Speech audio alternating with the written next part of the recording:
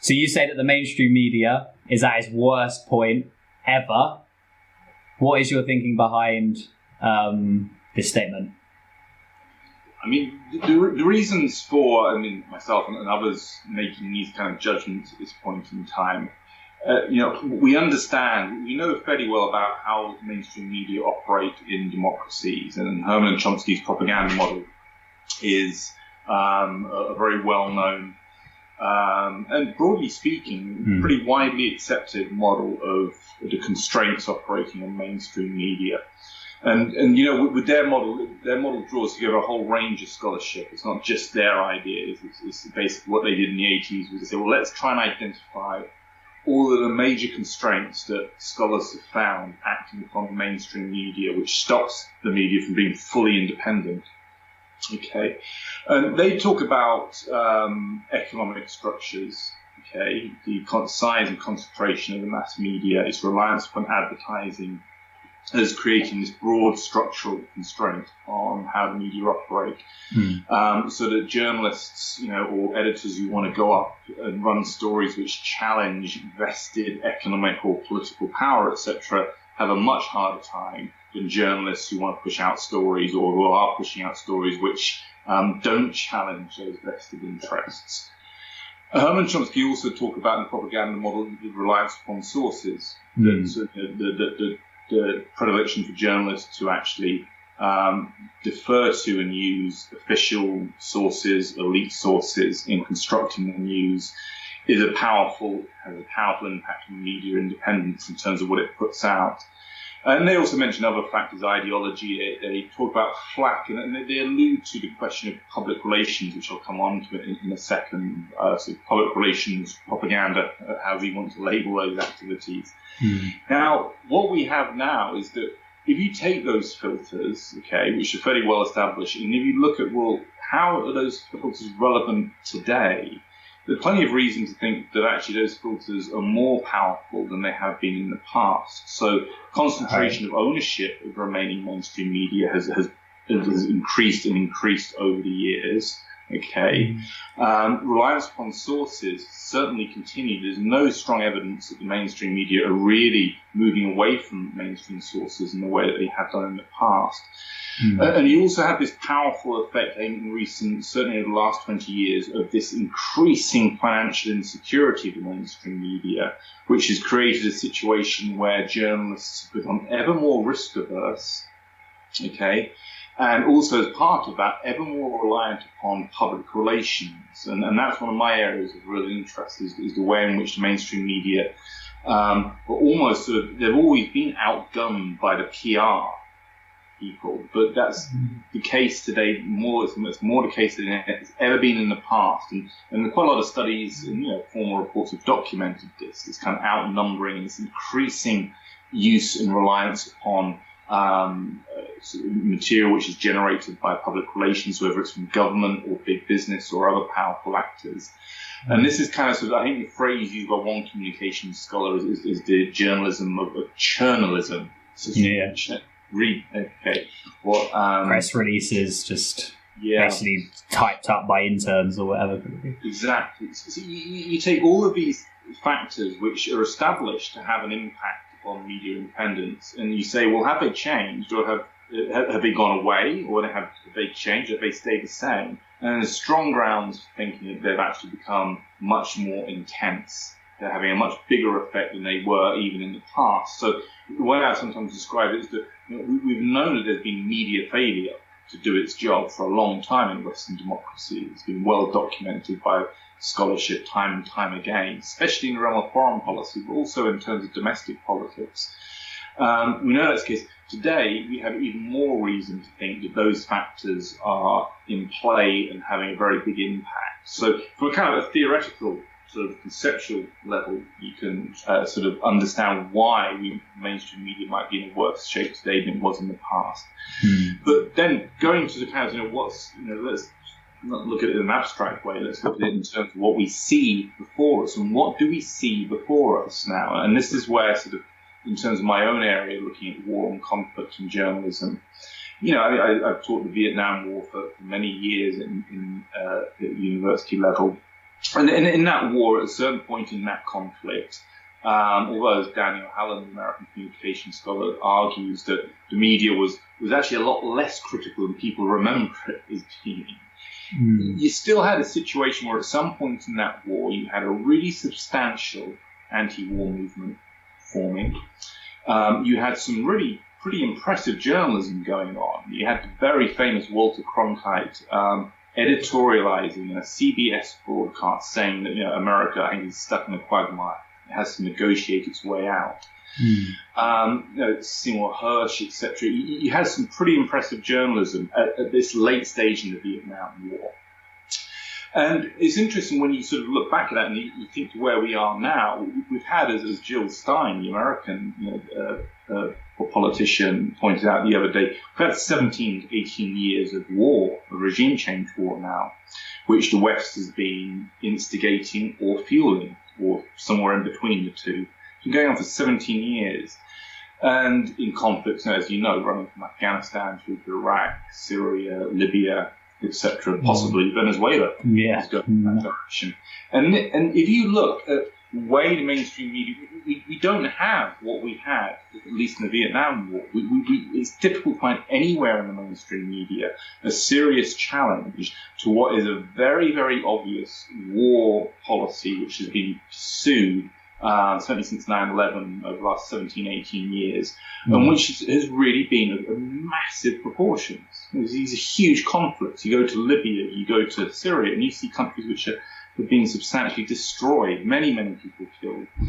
And you just don't see an anti-war movement that's really got any teeth, and you don't see anybody in the mainstream media really challenging what's going on. The only place you find it is in the independent and alternative media. It's the only place you'll find it. And then, of course, you also find it in RT, Press TV, to the extent, obviously they are close to the political power in Russia, Iran, and so on. So they're reflecting the political positions of those governments, etc. More free to talk about the West.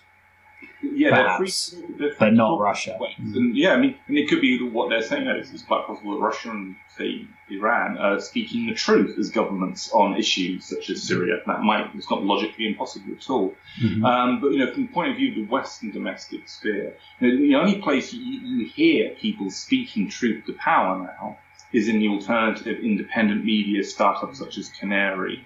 And that's certainly the case from the kind of, my background is international politics and so on. Certainly from that point of view, it's the only place you're getting anyone talking any sense or anything close to the truth. And I think that's extraordinary. When you think about it, this is amazing that we can have been in conflict on this level for so long. And, it's a little bit of history repeating itself. As in Venezuela, we're now at. And it's extraordinary. And so I think a combination of what we know conceptually about the media and then what we just see before us, especially in terms of what we see in international politics and the wars that the West has been involved in, all these things are pretty powerful support for the idea that things are actually much worse than they've ever been at any point. We have a crisis. I mean, I suppose I'll stop in a second. There are plenty of studies now. There's one, I think, LSE study. There was a Cardiff journalism school study looking at, say, UK domestic politics and representation of Corbyn, concluding that there was bias against Corbyn. And of course, you see this. You see these you see these political players who are challengers to the establishment consensus on foreign policy, and they get hammered. I saw. Is it Tulsi Gabbard, the American politician? Hawaii, right? Yeah, incredibly, she looked incredibly plausible and tenable as a potential presidential candidate. She's she served in Iraq. She's talking about, we need to end regime change wars, we need to end these conflicts, and we need to end our involvement in supporting, terrorism, as she said on one occasion.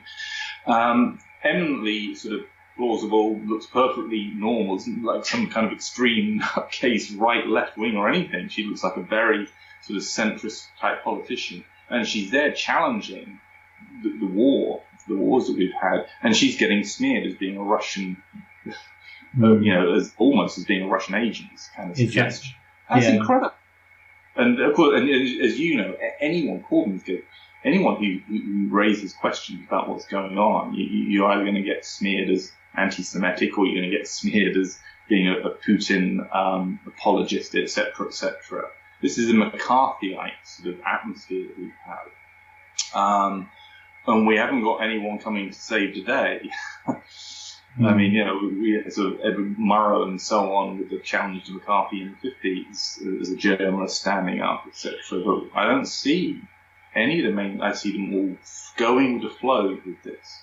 So I think for all of these reasons, and the kind of battles that say Corbyn's having, or the battles that Tulsi Gabbard is having in the US, all just go to show where the media really is in all of this, or the mainstream media. It is exactly where Herman Chomsky said it was, and other critical scholars have said they are mouthpieces for the establishment and for power.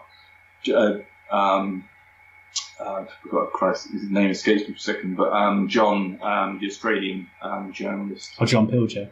John Pilger. I mean, he was more or less since being kicked off the Guardian about 3 or 4 years ago. But he's very, very clear. I mean, he says that as well. Things are in very, very bad shape now, worse than they've ever been. But he's very clear. The Guardian, he says, has always been a mouthpiece for the establishment. I think it's probably even more of a mouthpiece for an establishment now. There's even less toleration of dissent within the Guardian. At least they did used to publish John Pilger a few years back, and that stopped. So all these reasons, the picture looks very bleak in terms of how the mainstream media are operating. So people are waking up to this, right? People, definitely. Yeah. So, how much do you think this kind of is the media sort of changing to become more, propaganda-driven marginalization of anyone challenging the official narrative? How much do you think that is the media changing itself, or how much is that the mainstream media reacting to the phenomena like Jeremy Corbyn and centrist institutions crumbling? We see it in Corbyn. We see it in Podemos in Spain, Bernie Sanders and Alexandria Ocasio-Cortez, and then we sort of see the far right in Bolsonaro and Trump, etc. Kind of using that anti-establishment sentiment in order to elevate themselves and essentially carry on the status quo, but with themselves making more money and getting into power via that. How much is the mainstream media kind of being like and reacting to all of the institutions in the world that they know and the world that they are so successful in on their own level? How much is them reacting to that, and how much is it just sort of because when Tony Blair was in power, the media didn't need to be so critical of him, but then Corbyn's here and it kind of makes them show their true colours. How much is it them showing their true colours, and how much is it them sort of staying the same? Sure. I mean, I think there are a number of things going on. I think you're absolutely correct to say that the political circumstances now mean that the media is showing its true colours in the way that you describe. That we are now we have been in an era of war and conflict. Well, we don't really sort of notice that. It's always going on in the distance. People forget about Iraq pretty quickly and Afghanistan. But we are in an era where there's been that going on. We're also in an era of economic crisis, obviously. We have a persistent crisis in the economy, which is not going away and doesn't seem to be going away, all set in the context of just from a sort of very dry international relations point of view, at a period of major systemic shifts in power in the international system, the rise of China, India, etc. These are all very, very big changes. So all of these political circumstances mean that sort of the mainstream media are, as you suggest, sort of put in a situation where they are starting to show their true colours, because these political circumstances are throwing up the Corbyns and also the Trumps to an extent. that sort of that's created that, and it means that sort of whereas before the media sort of might have looked sort of reasonable and balanced and neutral, etc., now that there's actually a challenge going on, they're showing they're not particularly neutral. It reminds me of a comment one communication scholar made about, so you never know, a journalist doesn't know that he's on a leash until he or she moves beyond that, and gets sucked a tug on a leash. It's a little bit like that. In terms of what we're seeing. So that's certainly going on. At the same time, you do have very specific sort of structural problems in the mainstream media. The point I made about, the more insecure the job becomes for mainstream journalists, the less likely you are to have risk-taking, challenges to power type journalism going on, the less finances you have to actually give a journalist. You go off and you investigate this issue, come back in a few months when you've done all your work. That there aren't resources for that. So I think those kind of structural changes have caused big problems for the mainstream media, and so on.